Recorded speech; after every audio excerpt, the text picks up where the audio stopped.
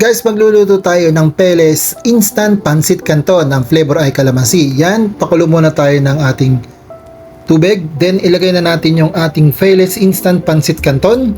Bali 3 piraso po yung ating prepare. Na malalaki po ito guys. Yan, kulong-kulo na po siya. Atin lang pong palambutin guys. Hanggang sa tuluyang maluto itong ating noodles. Nga pala guys, don't skip the ads. Salamat po. So yan, kulong-kulo na po siya.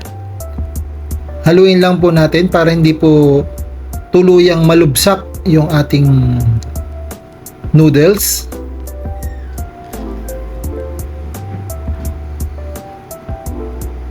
Yan, cover lang ulit natin. Yan, titimplahan na natin guys dahil natanggal na natin yung pinakasabaw niya. Ilagay na natin yung ating pinakasauce na ang flavor ay kalamansi. Sunod, ang ilalagay natin yung kanyang powder na isa pa rin nagpapalasa. Yan, yan po yung pinaka-flavor niya din po, yung kalamansi. Nagaling po dyan dito sa powder. Then, imimix lang po natin to guys para hindi naman po siya mamuo yung ating nilagay na pampalasa dito sa ating noodles.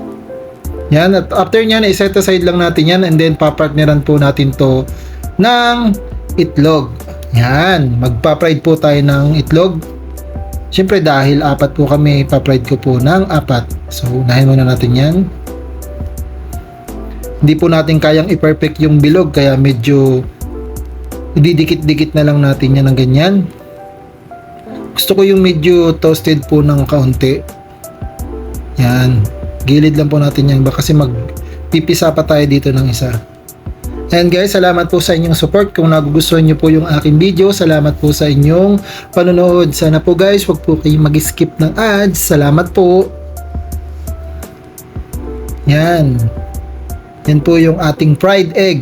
Yan po yung ilalagay natin po sa ating pan. Lagyan natin konting asin. Guys, itong ating nilulutong Peles Pancit Canton na flavor ay kalamansi, part 1 po ito kasi ang gagawin po natin dito is plain lang. So magluluto ulit tayo sa susunod dito at lalagyan natin ng mga gulay-gulay kasi ang luto ko po dito ay medyo plain lang na walang halo, talagang yun lang po mismo.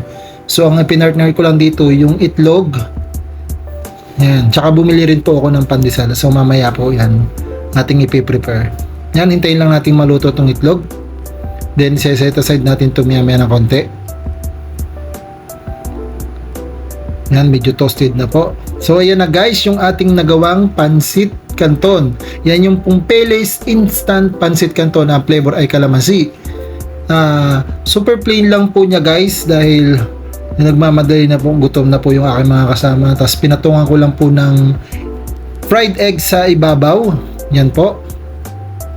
Tapos yung may partner pa rin po yan na pandesal. Yan po yung ating yan. Ready to serve na po itong ating Peles Instant Pancit Canton na flavor ay kalamansi with fried egg on top. May part 2 pa po ito guys. Gagawa pa po tayo ng level up na Peles Pancit Canton with flavor ng kalamansi. Ito na po guys yung ating setup na pagkain na ready to eat na po ito. Salamat po guys sa inyong panonood at sana po nagustuhan nyo yung aking bagong video. Salamat po sa suporta. Ingat-ingat po tayo lagi. Tara, kain tayo!